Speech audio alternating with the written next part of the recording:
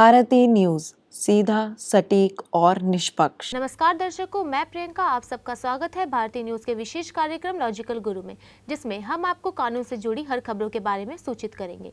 जैसे कि हमारा आज का विषय है निजता का अधिकार यानी राइट टू प्राइवेसी। निजता का अधिकार हमारे भारतीय संविधान के कानूनों में से एक है और यह एक महत्वपूर्ण कानून में से है। आप भी चाहते होंगे कि कुछ बातें आप तक ही सीमित रहें, पर ये काफी जगह मुमकिन नहीं है। तो आइए जानते हैं कि क्या है निजता का अधिकार। बहुत समय पहले एक कथन सुनने में आया था कि जो सरकार अपने नागरिकों की निजता या निजी स्वतंत्रता की रक्षा नहीं कर सकती है, वह सरकार किसी भी प्रकार से अपने देश की जनता को सभी क्षेत्रों में समान अवसर प्रदान कराने वाली सरकार के रूप में आसानी से सामने नहीं आ सकती है। यहाँ पर इस बात को ध्यान रखना बहुत ही आवश्यक है कि यहाँ पर केवल नागरिकों की शारीरिक रक्षा की ही नहीं, बल्कि उनकी निजी जानकारियों की भी बात हो रही है। साधारणतः सभी लोकतंत्र सरकार द्वारा नागरिकों को समान अवसर प्रदान कराने में हर व्यक्ति किसी दूसरे व्यक्ति से कुछ भिन्न है। अतः समान अवसर प्रदान कराने में इस बात को ध्यान रखना चाहिए कि किसी एक नागरिक की वजह से दूसरे नागरिक के साथ किसी भी प्रकार से समझौता नहीं होना चाहिए। भारतीय संविधान देश भर के सभी नागरिकों को प्रदान किए गए सभी अधिकारों की रक्षा करता है। इस संविधान के अनुसार देश के सभी नागरिकों के लिए कई प्रकार के मौलिक अधिकार तय किए गए हैं, जो कि किसी भी नागरिक को देश में सुचारू रूप से रहने के लिए उसे सम्मान के साथ उस व्यक्ति को अपने स्तर के सभी हक प्रदान कराने के लिए जरूरी होते हैं।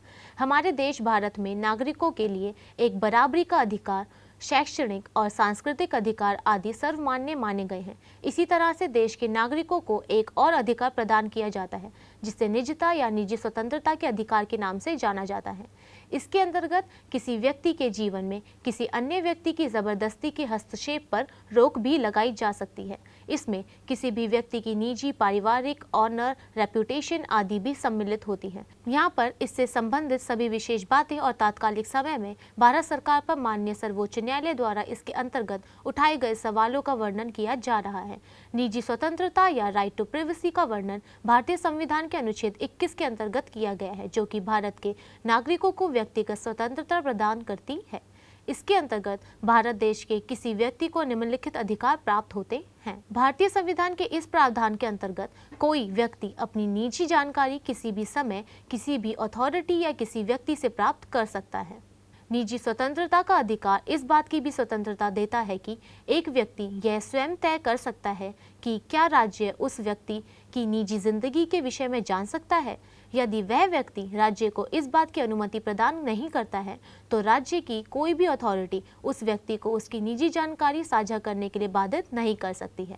और यदि कोई व्यक्ति या संस्था उस व्यक्ति को उसकी निजी जानकारी साझा करने के लिए बाधित करती है, तो वह व्यक्ति बिना किसी परेशानी के सीधे माननीय सर्वोच्च न्यायालय में अपने निजी स्वतंत्रता के अधिकार के उल्लंघन के लिए अपील कर सकता है, और जहां से उस व्यक्ति को इंसाफ मिलेगा। इस अधिकार के अनुसार कोई व्यक्ति जो जानकारी केवल अपने तक ही सीमित रखना चाहता है, वह केवल उसके ही पास रहेगी।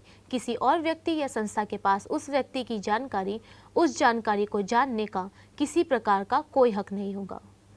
बस अभी 12th खत्म हुई थी और अब आधे से ज्यादा टाइम ये सोचकर निकाल देते हो कि which career to choose. Well, in that case I got you covered. ये वीडियो एंड तक देखना, क्या पता I will just make up your mind.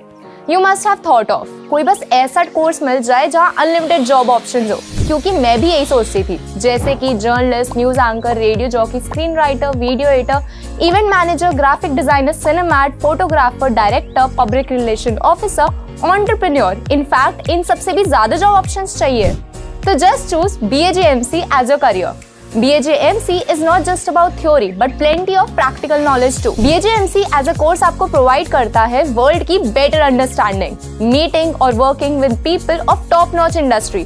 और सिर्फ यही नहीं, BAJMC as a course आपको help करता है to grow personally and professionally too. So what are you waiting for? Choose BAJMC, क्योंकि इधर आपको मिलेंगी endless possibilities. मौलिक अधिकार और निजी स्वतंत्रता का अधिकार। अगस्त 2017 को भारत की माननीय सर्वोच्च न्यायालय ने देश के लिए एक सबसे अहम फैसले लिए, जिसमें निजी स्वतंत्रता के अधिकार को भारतीय संविधान के भाग 3 में वर्णित मौलिक अधिकारों की श्रेणी दी गई। इस फैसले में सर्वोच्च न्यायालय की 9 सदस्यीय बेंच ने एक साथ मिलकर अपना फैसला सुनाया, जिसमें chief justice JS Khehar, justice Chelameswar, justice S.A. Bobde, justice R.K. Agrawal, justice R.F. Nariman, justice A.M. Sapre, justice D.Y. Chandrachud, justice S.K. Kaul, justice Abdul Nazeer ये जज लोग शामिल थे। इस मामले की सुनवाई के दौरान जस्टिस D.Y. चंद्रचूड़ ने कहा था कि निजता को मुख्य रूप से 3 जोन में बांटा जा सकता है, जिसमें पहला है आंतरिक जोन, जिसके अंतर्गत शादी, बच्चे पैदा करना आदि मामले आते हैं। दूसरा है प्राइवेट जोन, जहां हम अपनी निजता को किसी अन्य व्यक्ति या संस्था से साझा नहीं करना चाहते।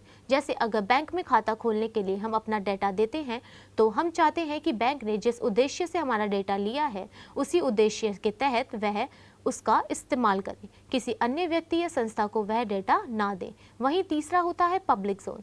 इस दायरे में निजता का संरक्षण न्यूनतम होता है, लेकिन फिर भी एक व्यक्ति की मानसिक और शारीरिक निजता बरकरार रहती है।